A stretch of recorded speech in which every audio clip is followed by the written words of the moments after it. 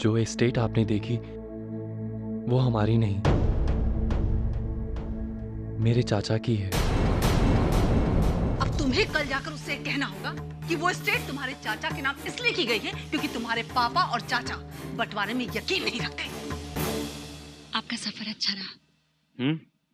हाँ, पहले तुम बताओ, तुमने पिताजी से पैसों की बात की या नहीं? समरजीत,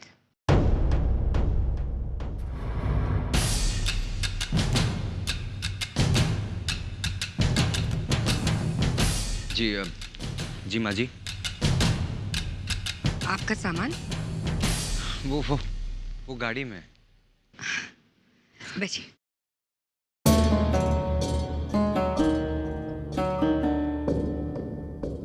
स्वर्ण प्रकाश जी। बाहर से सामान मंगवा लो बेटा। अब पिताजी, हम ब्रिज भैया के साथ जाकर सामान ले आते हैं।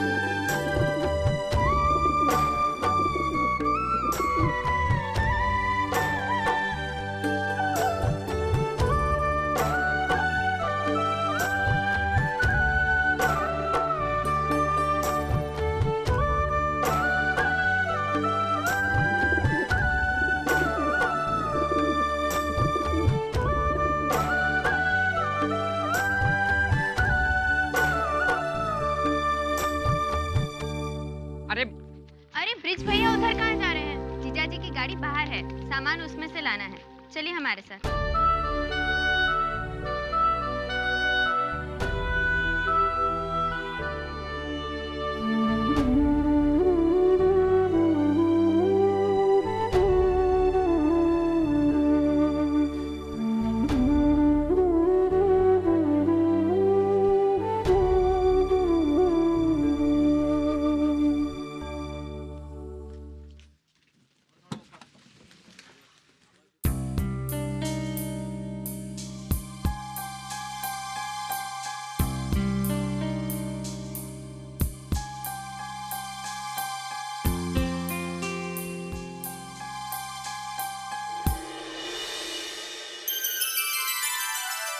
राघव मामा, एक भी छोटे आदमी को समारोह में इस बार नहीं बुलाया ठाकर साहब ने। इस बार सिर्फ 2-4 नहीं बल्कि शहर के 10 आला अफसरों को सम्मानित कर रहे हैं। अब भी चाय नाश्ता करके तैयार हो जाए, लोग जल्दी ही आना शुरू हो जाएंगे। माँ, वो दिए लगाने वाले आ गए हैं। हम देखते हैं। किसी नौकर से कह दीजिए। नौकरों पर भी कितना छोड़े, हम अभी आए।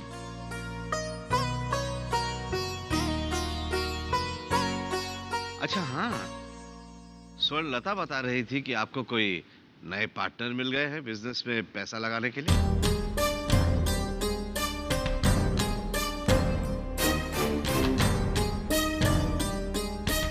नए पार्टनर? जी पिताजी, एमएलए साहब फोन पे हैं, आपसे कुछ बात करना चाहते हैं। हो, हम अभी हाजिर होते हैं। जी। लता,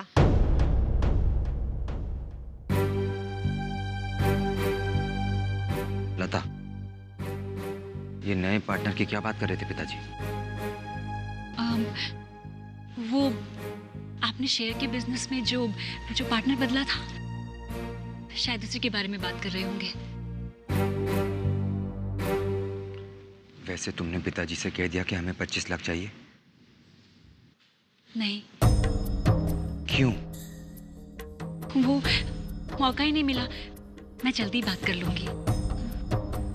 दीदी, आपके कपड़े प्रेस कर दिए, आइए ना देख लीजिए। ठीक है, चलो।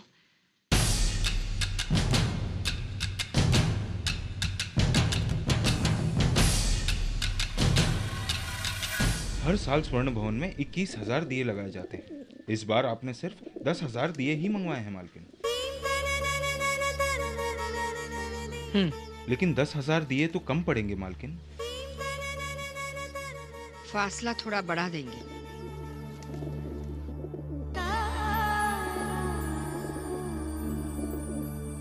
ऐसे तो ये 10,000 दिए ही काफी हो जाएंगे।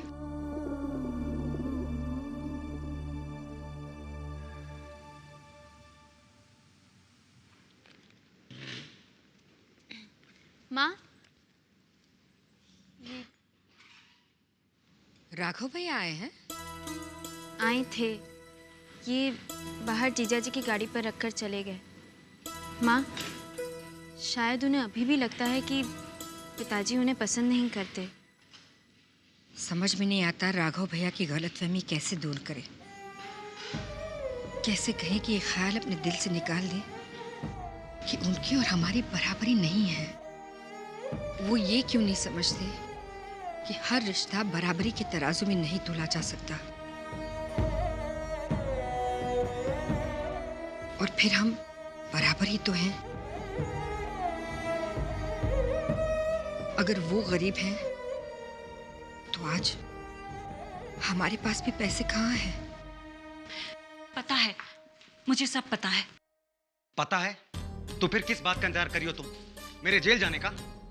और मैं ये पैसे तुम्हारे पिताजी से तुम्हारे हिस्से के तौर पे नहीं मांग रहा, बस उधार मांग रहा हूं। मैं जानती हूँ, लेकिन ये बात मैं पिताजी को अभी नहीं कह सकती।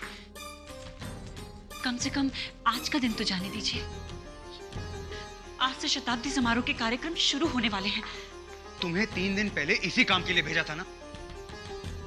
शताब्दी समारोह तो आज शुरू हो रहा है ना लता?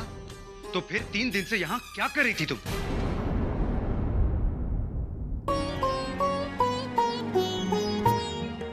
चंद्रप्रभा, एमएलए साहब की राय है कि हम अफसरों का सम्मान समरजीत से कराएं। आइए समरजीत से बात करते हैं इस बारे में। तुम भी आओ बेटा। मैं कुछ नहीं जानना चाहता, मुझे कोई सफाई नहीं चाहिए।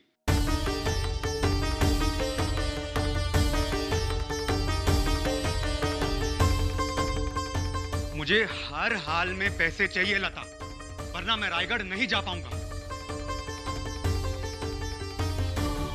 अगर तुम नहीं कह सकती तो मैं बात कर लूंगा पिताजी से। नहीं, मैं ही बात करूंगी।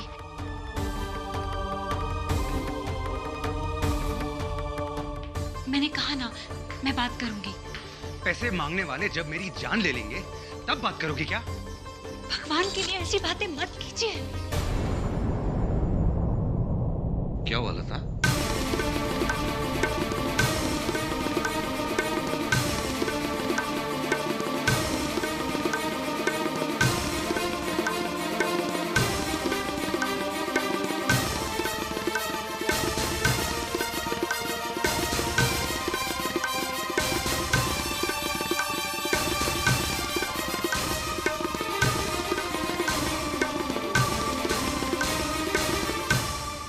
समझ गए क्या हुआ? दीदी ने कहा कि आज आपको पुश्तैनी पोशाक पहननी पड़ेगी और हमेशा की तरह जीजा जी ने कहा होगा कि मैं नहीं पहनूंगा, है ना दीदी?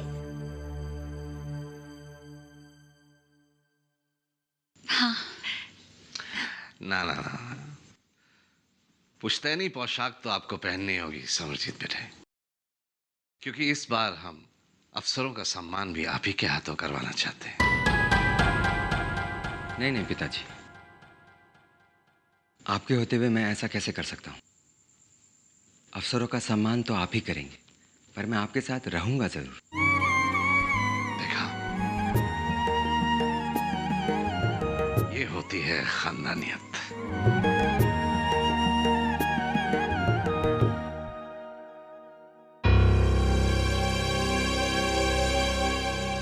कुछ नहीं होता मम्मी।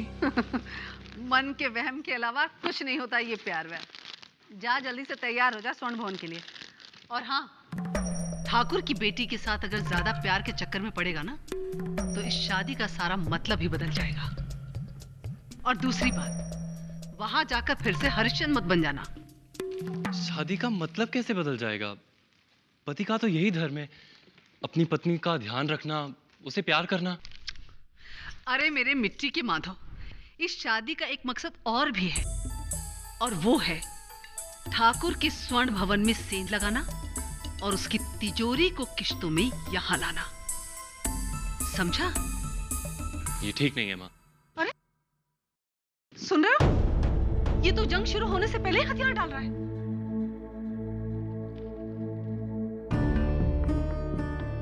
बेटा, ये शादी तेरी माँ का सपना है। दुनिया की माँओं को सपने में अपने बेटे की बहू दिखाई देती है, इन्हें बहू के बाप की तिजोरी दिखाई देती है। बस बस, रहने दीजिए। मैंने आपको इसे समझाने के लिए कहा, आप तो इसे उल्टी बात बता रहे हैं। और एक बात कान खोलकर सुन ले विक्रम, तू आभा से नहीं, स्वर्ण भवन से शादी कर रहा है, और मुझे इस घर में आभा से ज्यादा स्वर्ण भवन की जरूरत है। अगर ऐसी बात है तो मैं शादी नहीं करूंगा।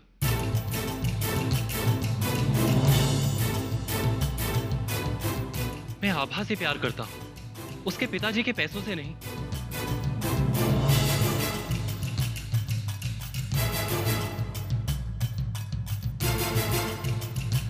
कल से सोच रहा हूं कि आप मेरी शादी कर रही हो या बेच रही हो मुझे।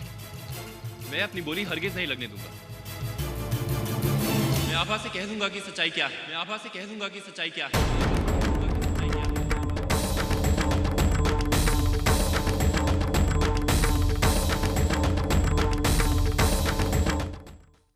सच्चाई तो ये है, अगर तुम मौके पर आकर बात नहीं संभालती तो हमारा सारा झूठ पिताजी के सामने आ जाता।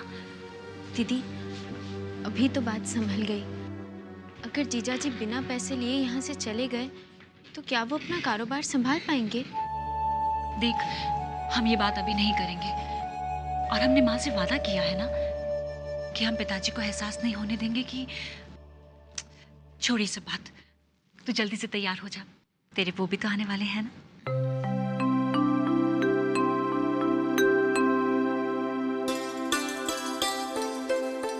दीदी, विक्रम जी आपको भी अच्छे लगे ना?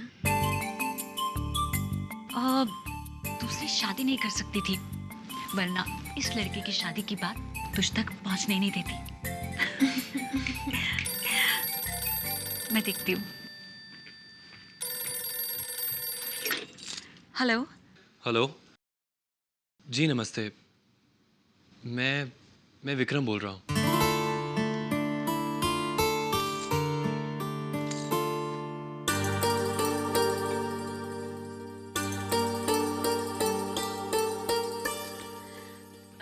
नमस्ते जी, मैं लता बोल रही हूँ। कैसे हैं आप? ओ दीदी, मैं बिल्कुल ठीक हूँ। क्या मैं 2 मिनट आभा से बात कर सकता हूँ, अगर आप आज्ञा दे तो? हम तो पहले ही सब कुछ दे चुके हैं आपको। अपनी प्यारी बहन आभा जो आपको दे दी। 1 मिनट होल्ड कीजिए, मैं बात करवाती हूँ। आभा, विक्रम जी का फोन है, तुमसे बात करना चाहते हैं। ओहो, मन में तो लड्डू फूट रहे हैं, लेकिन ऊपर से नखरा दिखा रही है। चला। दीदी, हम नखरा नहीं दिखा रहे, हमें थोड़ी शर्म आ रही है। ओफो, जब आमने सामने बात कर चुकी है तो फिर फोन पे नखरा क्यों? आभा, आज की लड़की होकर 25 साल पहले की लड़कियों की तरह शर्मा मत। चल आ।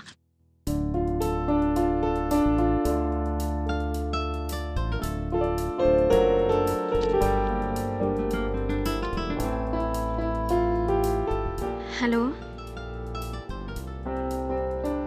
हेलो, कट गया। बचा, उठा उठा, नहीं तो फिर कट जाएगा। उठा। हेलो, कैसी हो आभा बेटा? राघव मामा, नमस्ते। ये कोई बात हुई? आप स्वर्ण भवन तक आए और हमसे मिले बगैर चले गए। आपने क्या सोचा हमें पता नहीं चलेगा? मामा आपकी जासूसी आपकी जलेबियां कर देती हैं। हम आपसे बहुत नाराज हैं। लता दीदी, प्रकाश भैया, माँ, पिताजी सब आपसे नाराज हैं। आपके पिताजी की नाराजगी की बात तो 12 साल पहले से पता बेटा। हाँ, आप लोगों की नाराजगी की बात नहीं है। अगर आप अभी इसी समय यहाँ नहीं आएंगे तो हम आपकी लाई हुई जलेबी कभी नहीं खाएंगे। बेटा वो मेरा स्वर्ण भवन आना दीवान साहब को अच्छा नहीं लगता है, और ठाकुर साहब भी तो। पिताजी आपसे नाराज नहीं है। और दीवान साहब कौन होते हैं आपके यहाँ आने से नाखुश होने वाले? मामा, आज शताब्दी समारोह है। पता है, उसी की बधाई देने तो आया था, पर अंदर आने की हिम्मत नहीं हुई। सोचा फोन पे ही प्रभा बहन को बधाई दे दी। माँ आपका फोन नहीं सुनेंगी और ना कोई और सुनेगा। आप अभी और इसी समय यहाँ आ जाइए, वरना हम आपसे बहुत गुस्सा हो जाएंगे। आभा बेटा।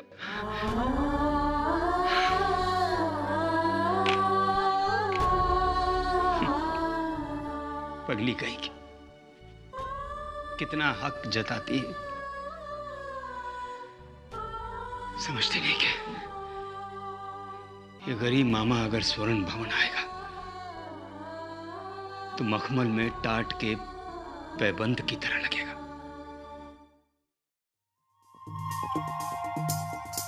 मालिक,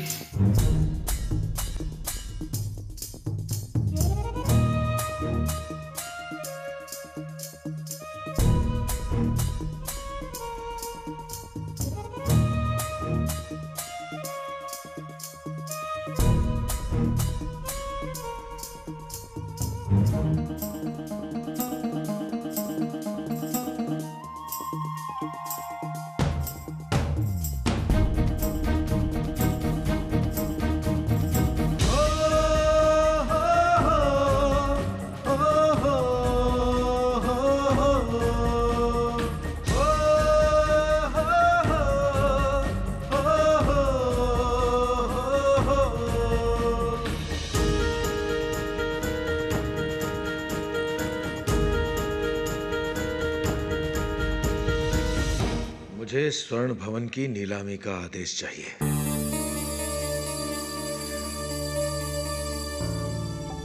ऐसे क्या देख रहे हैं आप? देख नहीं, सोच रहा हूं कि आपने कुछ गलत कहा है या मैंने कुछ गलत सुना है। मुझे पता था मेरी शक्ल देखकर कोई भी वकील मेरी बात पे विश्वास नहीं करेगा और मुझे पागल समझेगा। लेकिन वकील साहब, हीरा तो कोयले की खान में ही मिलता है। कोयला तो दिखाई दे रहा है, लेकिन हीरा कहाँ है?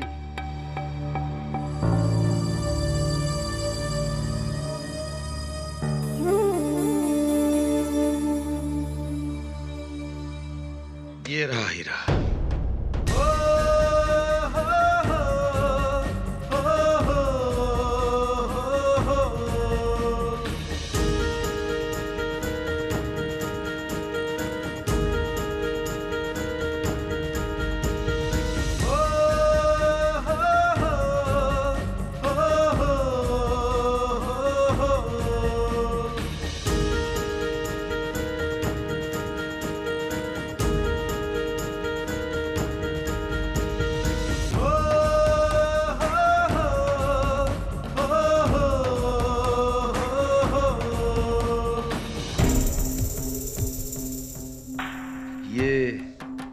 एकाध हीरा नहीं, पूरी खान है, खान। ये क्या कचरा फैला रहे हो मेरे टेबल पर? ये सचमुच के हीरे हैं। ठाकुर द्वारा मुझसे लिए गए उधार की वो रसीदें हैं जिनकी बिना पर आपसे स्वर्ण भवन की नीलामी का हुक्मनामा मांग रहा हूं।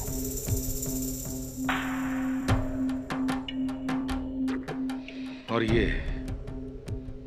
उसके कागज भी हैं मेरे पास।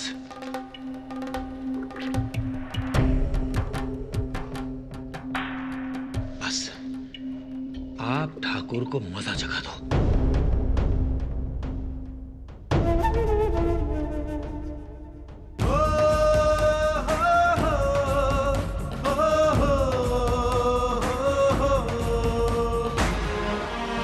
ये स्वर्ण भवन, ये स्वर्ण भवन, ये स्वर्ण भवन, ये स्वर्ण भवन, ये स्वर्ण भवन, ये स्वर्ण भवन, ये स्वर्ण भवन, ये स्वर्ण भवन।